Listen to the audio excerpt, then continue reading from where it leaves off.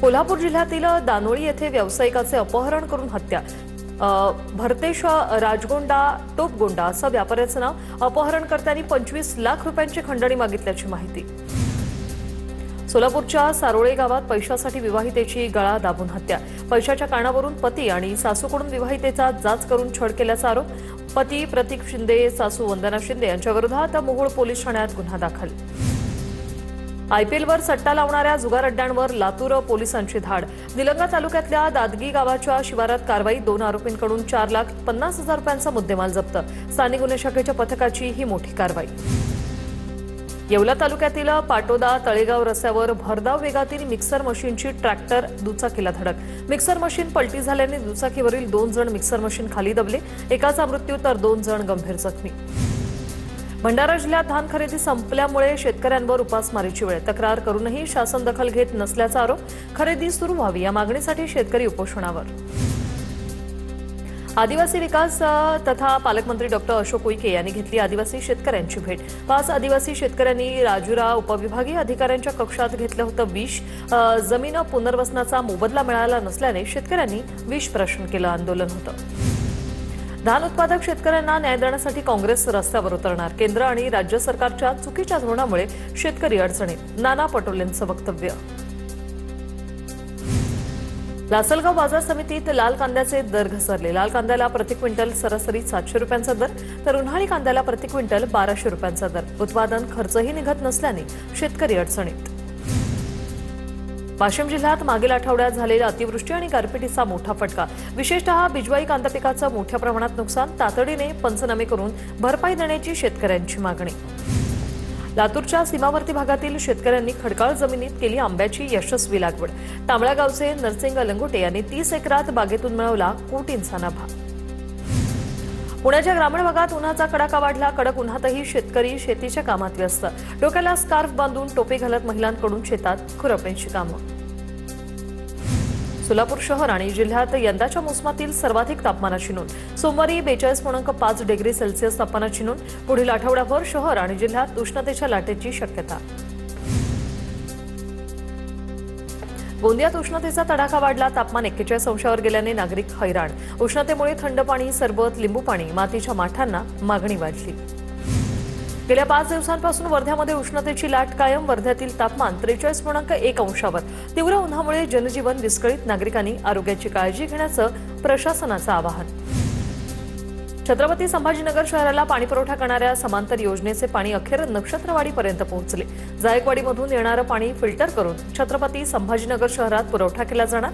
नागरिकांच्या नळाला पाणी यायला अजून बराच अवधी लागणार। बुलढाणा जिल्ह्यावर पाणी टंचाईचं सावट। विविध प्रकल्पातील साठा 34% पोहोचला। खडकपूर्णा प्रकल्पाने गाठला तळ। पेनटाकळी धरणाच्या पाणीसाठ्यातही झपाट्याने घट। रिसोड तालुक्यातील आसेगाव येथील पैनगंगा नदीच्या पाणीपातळीत झपाट्याने घट। नदीवरील कोल्हापुरी बंधारे काही ठिकाणी कोरडे पडले।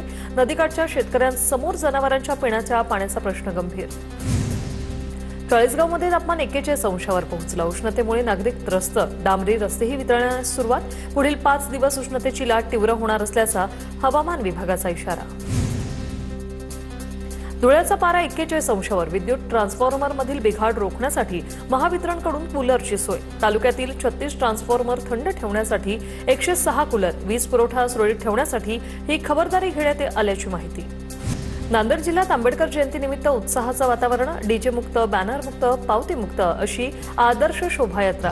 उंट, घोड्यांचं संचलन, मुलींचं ढोल पथक, पारंपरिक बँड पथक, तारपा वाद्य साहित्य तसंच आदिवासी नृत्य, लेझिम पथकांचा शोभायात्रेत समावेश। कोल्हापूरच्या ऐतिहासिक बिंदू चौकात डॉक्टर बाबासाहेब आंबेडकरांची जयंती साजरी। बिंदू चौकात डॉक्टर आंबेडकरांचा पहिला पुतळा पालकमंत्री प्रकाश आंबेडकर यांच्याकडून अभिवादन। यवतमाळमध्ये आंबेडकर जयंती अगदी उत्साहात साजरी। भीमगीतावर फ्लॅश मॉब, सामूहिक नृत्याच्या माध्यमातून नृत्य करत अभिवादन। ढोल पथकाचाही समावेश। ब्लू शाईन ग्रुपकडून आयोजन। इंदापुरात भारतरत्न डॉक्टर बाबासाहेब आंबेडकर यांच्या जयंतीनिमित्त भव्य मोटरसायकल रॅलीचं आयोजन। कृषी मंत्री दत्तात्रय भरणे यांचा मोटरसायकलवरून रॅलीत थेट सहभाग। डॉक्टर बाबासाहेब आंबेडकरांच्या जयंतीनिमित्त सम्राट अशोकाचा अखंड भारत देखावा फुले शाहू आंबेडकर उद्यान कृती समितीच्या वतीने देखावा साकारण्यात आला। देखावा पाहण्यासाठी जिल्हाभरातून भीम अनुयायांची मोठी गर्दी। सिन्नरमध्ये डॉक्टर आंबेडकर जयंतीचा उत्साह 25 फूट उंचीचा गौतम बुद्धांचा मूर्तीचा देखावा ठरतोय मुख्य आकर्षण। जयंती समितीकडून वतीने आता विविध सांस्कृतिक कार्यक्रमांचं आयोजन, मिरवणुकीसाठी प्रशासनाची जय्यत तयारी। साताऱ्यात डॉक्टर बाबासाहेब आंबेडकर जयंतीचा मोठा उत्साह। खासदार उदयनराजे भोसले आणि मंत्री शिवेंद्रसिंहराजे भोसले यांच्याकडून बाबासाहेबांच्या पुतळ्याला अभिवादन। बुलढाण्यात सलग 12 तास वाचन करून विद्यार्थ्यांचे डॉक्टर बाबासाहेब आंबेडकरांना अभिवादन। मृण्मयी मल्टीपर्पज क्लासेस आणि ध्रुव क्लासेसचा 5 वर्षापासूनचा हा उपक्रम। सांगलीच्या आंधळीत रंगला रिव्हर्स ट्रॅक्टर शर्यतीचा थरार। श्रीनाथ देव बाबा यात्रेनिमित्त सिद्धेश्वर यात्रा कमिटीकडून स्पर्धेचं आयोजन। या स्पर्धेत पंचक्रोशीतील 20हून अधिक ट्रॅक्टर चालकांनी सहभाग घेतलाय।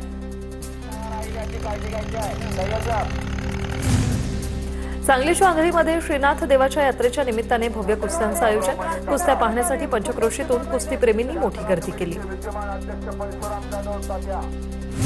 माहिती लेक्चरमध्ये साम्राज्य ग्रुपतर्फे बैलगाडा शर्यतीचं आयोजन। या स्पर्धेत शेकडो स्पर्धकांनी सहभाग नोंदवला। चिक्या सर्जा आणि रायफल सोन्या या बैलजोड्यांनी प्रथम क्रमांक पटकावलाय।